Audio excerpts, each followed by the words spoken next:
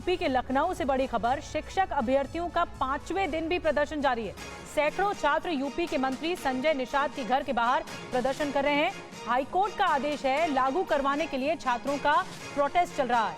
छात्रों का कहना यह है कि न्याय मिलने तक हमारा प्रदर्शन जारी रहेगा, हम हिलेंगे नहीं। कल ओपी राजभर के घर के बाहर प्रदर्शन हो रहा था, अब संजय निषाद के घर के बाहर प्रदर्शन हो रहा है। हमारे संवाददाता पंकज झा वही मौजूद हैं जहां प्रदर्शन हो रहा है, उनकी रिपोर्ट दिखाते हैं। 69,000 टीचर भर्ती में दलित और पिछड़े समुदाय के जो अभ्यर्थी हैं उनका धरना प्रदर्शन जारी है। इलाहाबाद हाईकोर्ट के फैसले के बाद से ये लोग चाहते हैं कि यूपी सरकार यानी उत्तर प्रदेश की योगी सरकार जो है वो जल्द से जल्द मेरिट लिस्ट जारी कर दे। हालांकि हाईकोर्ट ने 3 महीने का समय दिया है। फैसला 14 अगस्त को आया। उसके बाद से लगातार पहले बीजेपी के जो दलित और पिछड़े समाज के जो नेता हैं, जैसे सबसे पहले डिप्टी सीएम केशव प्रसाद मौर्य के घर गए, फिर उसके बाद ये बीजेपी के प्रदेश अध्यक्ष भूपेंद्र चौधरी के घर गए, उसके बाद सहयोगी दल के नेताओं के यहाँ उनका धरना प्रदर्शन और घर का घेराव शुरू हुआ। ये गए पहले आशीष पटेल के यहाँ, फिर ओम प्रकाश राजभर, और आज बारी है संजय निषाद, जो कि संजय निषाद पार्टी के अध्यक्ष हैं और यूपी में बीजेपी के सहयोगी दल निषाद पार्टी के अध्यक्ष संजय निषाद के घर पर अभ्यर्थियों का घेराव चल रहा है। और हम बात करते हैं इन्हीं लोगों से जो लगातार प्रदर्शन वगैरह कर रहे हैं।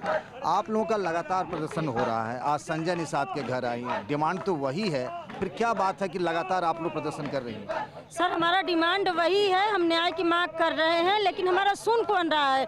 जा तो हम लोग लगातार सबके यहाँ आ रहे हैं, लेकिन हमारा कोई सुन नहीं रहा। हमें बस आश्वासन ही मिल रहा है, जमीन पे देखने को कुछ नहीं मिल रहा। हम लोग ये चाहते हैं कि अब आश्वासन नहीं, हम लोगों को कागज पे लिखित रूप में अब चाहिए। अगर सरकार करना चाहती तो सरकार के पास बहुत टाइम था, आज से नहीं 5 साल पहले हमारे साथ न्याय हो जाना चाहिए। वो नहीं हुआ। तो 3 महीने का टाइम दिया है ना, तो 3 महीने के टाइम पे भी धरातल पे हमको तो कुछ नहीं दिख रहा ना। धरातल पे जब तक हमें कुछ दिखेगा नहीं, सरकार की मंशा हमको क्लियर नहीं है, जब तक उनकी मंशा क्लियर नहीं होगी तो हमारे मन में तो संदेह रहेगा, क्योंकि हम दूध के जले हुए हैं। सर, और 2-3 बातों का जो डर हम लोगों को सबसे ज़्यादा है। पहला डर ये कि जो विपक्ष है वो सुप्रीम कोर्ट पहुंच चुका है, 9 तारीख की डेट लगी है। जनरल कैटेगरी के जो अभ्यर्थी, जनरल के अभ्यर्थी पहुंच चुके हैं, तो हम लोगों को सबसे ज़्यादा डर इस बात का भी है कि वहां जब स्टे लग जाएगा तो ये प्रक्रिया फिर लंबी झेल जाएगी, फिर हम लोग कहीं भी जाएंगे हम लोग को यही कहा जाएगा कि आपका मामला तो न्यायालय में पेंडिंग है, और न्यायालय से बड़े तो हम हैं नहीं, तो जब न्यायालय से फाइनल होगा तब होगा। तो ऑलरेडी हम लोग 5 साल से झेल चुके हैं, फिर हम साल 2 साल कितना न्यायालय में लग जाएगा समय, ये किसी को नहीं पता है। पहला डर। दूसरा डर हमारा जो ये है कि जो बेसिक के अधिकारी वही, तो वही बात हुई ना, दूध की रखवाली बिल्ली से करवाई जा रही है। वही अधिकारी अभी भी वहाँ उपलब्ध हैं जिन्होंने ये आरक्षण घोटाला किया था।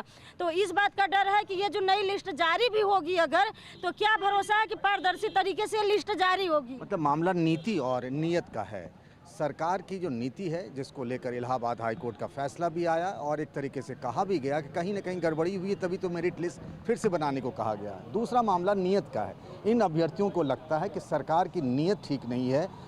14 अगस्त को फैसला आया, उसके बाद से अभी तक इन अभ्यर्थियों को सरकार की तरफ से कोई ऐसा मुतमईन भरोसा नहीं दिया गया है कि आखिर सरकार इस मामले में क्या कर रही है, लिस्ट कैसे जारी होगी और उसका कोई शेड्यूल इन बच्चों को दिया जाए, इसके बारे में सरकार की तरफ से कुछ कहा नहीं गया है। और इसीलिए विरोध और प्रदर्शन का सिलसिला लगातार यहाँ जारी है। कैमरामैन सुभाष के साथ पंकज झा।